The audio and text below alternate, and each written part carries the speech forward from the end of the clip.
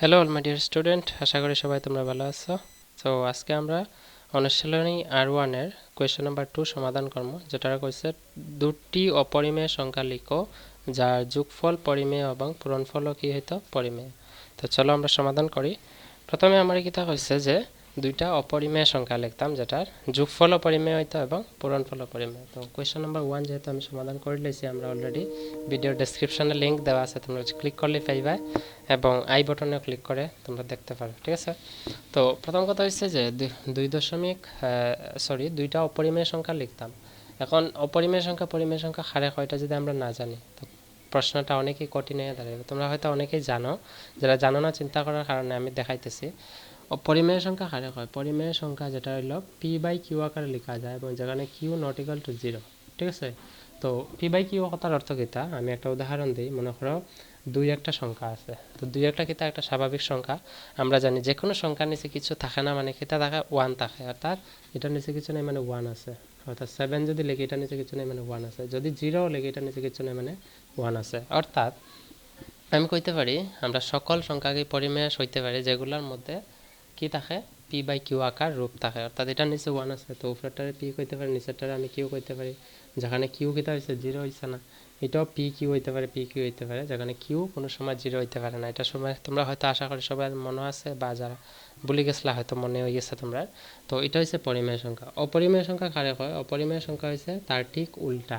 উল্টা মানে কিতা, যেটারে পি বাই কিউ রূপে প্রকাশ করা যায় না। ঠিক আছে, যেমন মনে করো √3, √5, √7, এই সবগুলা কিতা হইছে অপরিমেয় সংখ্যা। এরপরে পাই তো একটা অপরিমেয় সংখ্যা।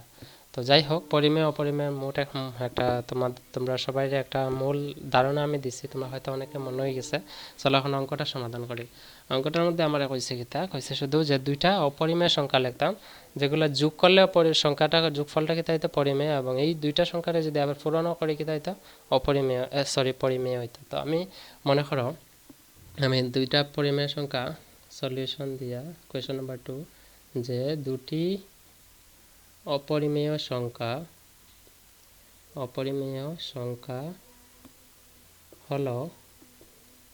হলো দুটি অপরিমেয় সংখ্যা হলো, মনে করো আমি দিলাম যে 2 প্লাস √5, 2 মাইনাস √5। দুইটা সংখ্যা হয়েছে অপরিমেয় কেতা লাগে, কারণ স্বাভাবিক সংখ্যা আছে এবং লগে √5 আছে অপরিমেয়, তো অপরিমেয় হয়েছে। তো এই দুইটা সংখ্যার যদি আমি যোগ করি কেতা লাগে কইছে, আমার কইছে যোগফল। এখানে কোনো নির্দিষ্ট নিয়ম নাই যে আমার এই নিয়মে আমার দুইটা অপরিমেয় সংখ্যা দেখাইতে লাগবে, যেগুলো যোগ করিয়া পরিমেয় আর পূরণ করিয়া পরিমেয় দেখাইতে লাগবে। এখানে কোনো ফিক্সড রুল নাই, মানে নির্দিষ্ট নিয়ম নাই। ঠিক আছে, তো যে যেভাবে ইচ্ছা করতে পারে, যারা পরিমেয় অপরিমেয় সংখ্যা জানো ভালো করিয়া যে কোনোভাবে করতে পারে, পরীক্ষা লেখলে মার্ক ফুল পাইবে। ঠিক আছে, তো আমি যদি যোগফল করলে দুইটা সংখ্যা যদি যোগ করে দেখো সাইন 2 plus √5 plus 2 minus √5, 2 plus √5 2 minus √5 রে আমরা যদি যোগ করে আমরা আনসার কিতা পাইমু প্লাস √5 মাইনাস √5 এত ক্যান্সেল হয়ে যাইব। কেন হইব তোমরা হয়তো একটা জিনিস জানো, যে আমরা যদি ফার্স্ট থেকে ফার্স্ট রে মাইনাস করি বিয়োগ করি কিতা হইব 0। এটার মানে কিতা, যে ফার্স্টের আগে চিহ্ন কিছু নেই মানে +5 আছে। ঠিক আছে, অর্থাৎ আমি যখন আমার স্টুডেন্টরা পড়াই, আমি এই জিনিসটা তারা মানে একদম ডিটেলসে নিজের ভাষায় বোঝানোর চেষ্টা করি কিতা, যে এইরকম কোনোদিন ভুল হইতো না যদি এরকম অঙ্ক করো। কীভাবে দেখো, যদি যে কোনো সংখ্যার আগে কোনো কিছু চিহ্ন নাই মানে প্লাস আছে, প্লাস থাকা মানে আমি সবসময় মনে করি এটা আমার হাতে আছে, এটা আমার এই টাকাটা হাতে আছে, অর্থাৎ এটার আগে প্লাস চিহ্ন কিছু নাই মানে প্লাস আছে, অর্থাৎ 5 টাকা আমার হাতেও আছে। ঠিক একইভাবে কোনো সংখ্যার আগে যদি মাইনাস দেওয়া থাকে, তার মানে এটা আমার কাছে, আমি কেউর কাছে ধার লইছিলাম বা কেউর কাছে থেকে আমি আনছিলাম আমার প্রয়োজনের সময়, এখন আমার দিতে লাগবে, এরকম আমি অনুভব করতে লাগবো। তো এখানে দেখো তো আমি কিছু ফার্স্টের আগে কিছু নেই মানে প্লাস, মানে আমার হাতও আছে, বা আমি কোনো কাছ থেকে কেউর কাছ থেকে আমি রুজি করছি বা আর্ন করছি হইতে পারি। এবং -5 মানে কি, তা কেউর কাছে ধার আনছিলাম। তো আমি 5 টাকা যদি আমি রুজি করি এবং এই 5 টাকা যদি আরেকজনের দিলাই, কেতা লাগে দিলাইতাম, কারণ হ্যাঁ আমার কাছে পায়, অর্থাৎ আমার হাতে কি থাকবো 0 টাকা। অর্থাৎ আমি এটা এইভাবে হইতে পারি যে +5 -5 ক্যান্সেল। বুঝছো আশা করি, ঠিক একই কনসেপ্টটা আমি এখানে লাগাইছি। তো আমরা জেনারেলি আগে আমরা ক্লাস 2 থেকে ক্লাস 5-এ বিশেষ করে এইভাবে করছি যে 5 - 5 = 0। আর যখন আমরা এইরকম অ্যাডভান্স লেভেলে আমরা উঠবো ক্লাস 6 থেকে 10 এর মধ্যে ছাত্রছাত্রীরা লাগি বিশেষ করে আমরা এরকম জিনিসটা বেশিরভাগ ক্ষেত্রে ব্যবহার করি, ঠিক আছে। তো +√5 -√5 ক্যান্সেল, এখানে কি রয়েছে 2 + 2, আনসার হবে 4। তো 4 এর নিচে কিছু নেই মানে 1 আছে, তো এটা কি হয়েছে পরিমেয় রূপ ধারণ করছে, বুঝছো আশা করি। ঠিক একইভাবে কইছে এই দুইটা সংখ্যার পূরণফল। পূরণফল যদি আমি করি, পূরণফল আমাকে তা দেখাইতে লাগবো পরিমেয় দেখাইতে লাগবে। তো পূরণফল করলে আমাকে দেব 2 + √5 ইন্টু 2 - √5। একটা সূত্র আমরা পাইছিলাম, কিতা পাইছিলাম class 8 a + b into a - b। এটা সূত্রটার মূল কি আছিল যে a² - b², তোমরা সবাই জানো। তো এখানে এ এটার ধর্ম, এ এটার ধর্ম, বি এটা দুইটা, তো a + b into a - b সূত্র। তো সূত্রের ধর্ম কিতা a² - b²।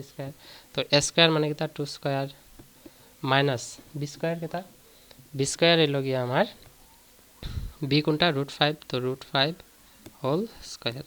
তো এখন দেখো 2² মানে কিতা 2² হইল গিয়ে আমার 4 মাইনাস এই আমরা জানি স্কয়ারের রুটে সবসময় কাটা যায়, এটা তো সবাই জানো।